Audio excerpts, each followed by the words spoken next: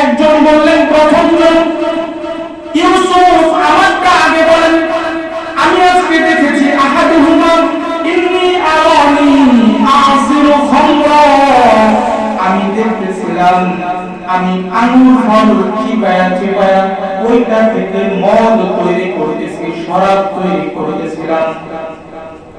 এবার বলে, আচ্ছা ঠিক আছে, দ্বিতীয় জন কি দেখেছো সেটা বলো। দ্বিতীয় জন এবার বলে, দ্বিতীয় জন বলা আরম্ভ করলো, ইন্নী আরানি আহমিলু ফাওকা রাসি খুবজা, আমি মাথায় করে একটা বোঝার মধ্যে রুটি নিয়ে যাইতেছিলাম। তাআকুলু তায়রু মিনহু, ওই রুটির বোঝা থেকে পাখিরা এসে রুটি নিয়ে চলে যাইতেছে। ইউসুফ, আমাদের দুইজনের ব্যাখ্যাটা একটু বইলা দেন না।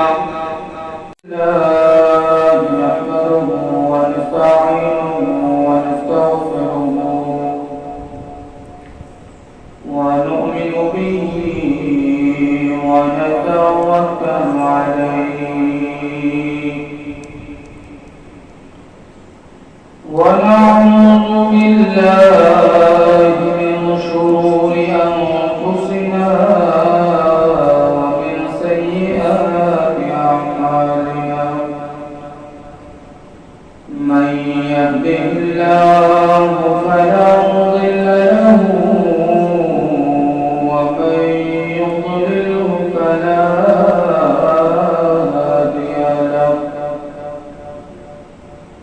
ونشهد أن لا إله إلا الله وحده لا شريك له ونشهد أن سيدنا وسندنا وحبيبنا ومولانا محمد صلى الله عليه وعلى آله وأصحابه وبارك وسلم تسليما كثيرا.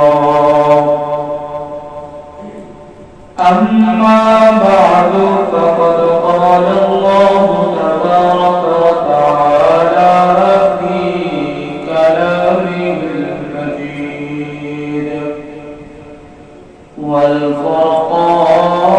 والفرقان الحميد قال رب السجن أحب إلى مما يدعونني إليه وإلا تصرف عني كيدهن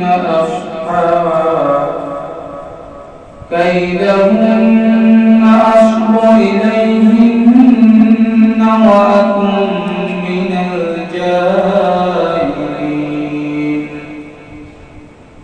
وقال رسول الله صلى الله عليه وسلم أول ما يحاسب به العبد يوم القيامة الصلاة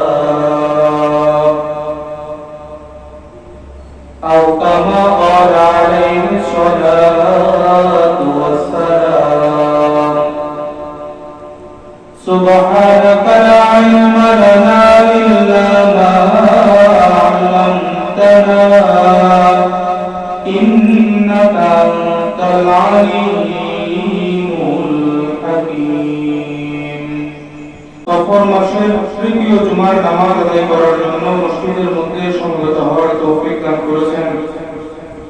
এই কারণে অন্তঃস্থল থেকে শুকরিয়া আদায় করে সকলেই বলি আলহামদুলিল্লাহ।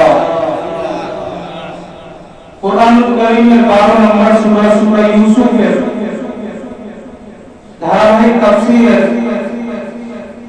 আল্লাহ রাব্বুল আলামিন কোরআনুল কারীমের 33 নম্বর ওই আয়াতের মধ্যে বলেন যে ইউসুফ আলাইহিস সালাম যখন চিন্তা করলেন যে বাহিরে নারী জাতির চক্রান্তের মধ্যে পড়ে তার সম্মান হানি হওয়ার সম্ভাবনা আছে, তখন তিনি তার যেই আজিজ মিশরের কাছে লালিত পালিত হচ্ছিলেন, ওই আজিজ মিশরের কাছে যে কথাটা বলছিলেন, ওইটা আল্লাহ রাব্বুল আলামিন কোরআনুল কারীমের মধ্যে বলেন যে ইউসুফ তাকে বললেন যে ক্বালা রাব্বিস সিজনু আহাব্বু ইলা মিম্মা ইয়াদউনানি।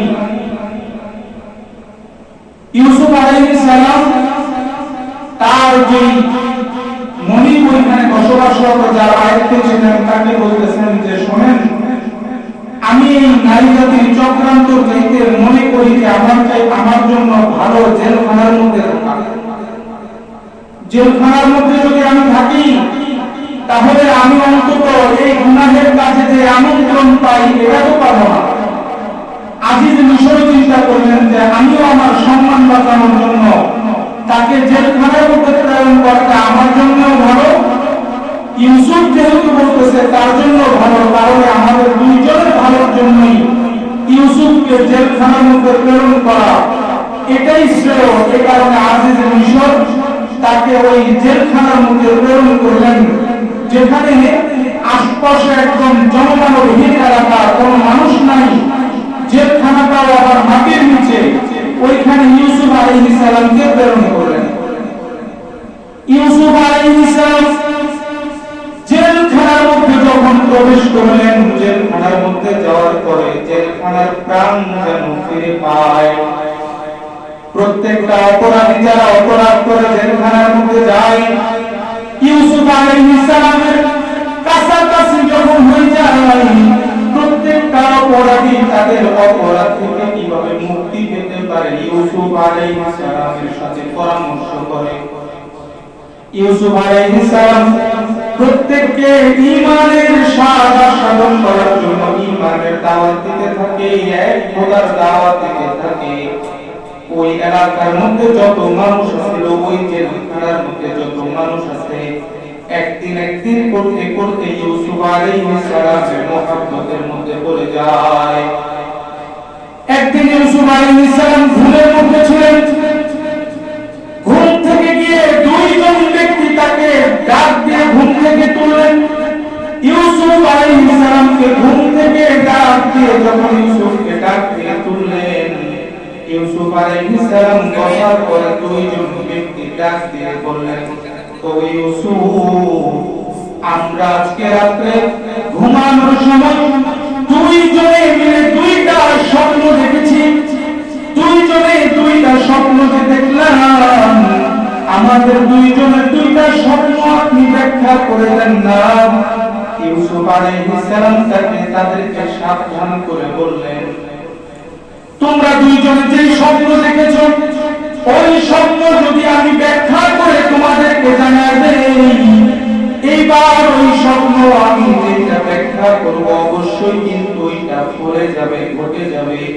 তারপরে কিন্তু তোমরা আমার উপরে কোনো দোষারোপ করতে পারবে না। স্বপ্নের ব্যাপারে ইউসুফ আলাইহিস সালামকে আল্লাহ রাব্বুল আলামিন স্বপ্নের ব্যাখ্যা দেওয়ার যে যোগ্যতা, ইউসুফ আলাইহিস সালামকে আল্লাহ দান করেছেন কুদরতিভাবে, এবং বাস্তবিক যে ব্যাখ্যা ওইটাই আল্লাহ দান করেছেন। এই কারণে স্বপ্নের ব্যাখ্যার ব্যাপারে মাসআলা হলো, যদি কেউ রাত্রের বেলা কিংবা দিনের বেলা যখনই কোনো স্বপ্ন দেখবে, ওই স্বপ্নের ব্যাখ্যা যারা দিতে পারে, এই ব্যাপারে যারা আলেম, এই ব্যাপারে যারা অভিজ্ঞ, তাদেরকে ব্যতীত অন্য কাউকে স্বপ্নের ব্যাখ্যা বলা এটা উচিত নয়।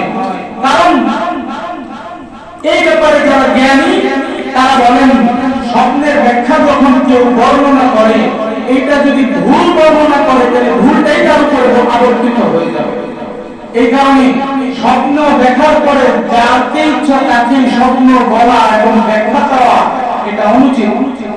ইউসুফ আলাইহিস সালাম ঘুম থেকে যখন ওই ঘুম থেকে ওঠার পর ওই দুই ব্যক্তি যখন বলতে থাকে, ইউসুফ, আমরা দুইজন আজকে রাতের বেলায় স্বপ্নে দেখেছি, আমাদের স্বপ্নটা ব্যাখ্যা করে দাও। ইউসুফ আলাইহিস সালাম জিজ্ঞাসা করলেন, কি স্বপ্ন দেখেছো? আমাকে যদি তোমরা বলো আমি ব্যাখ্যা করে দেই।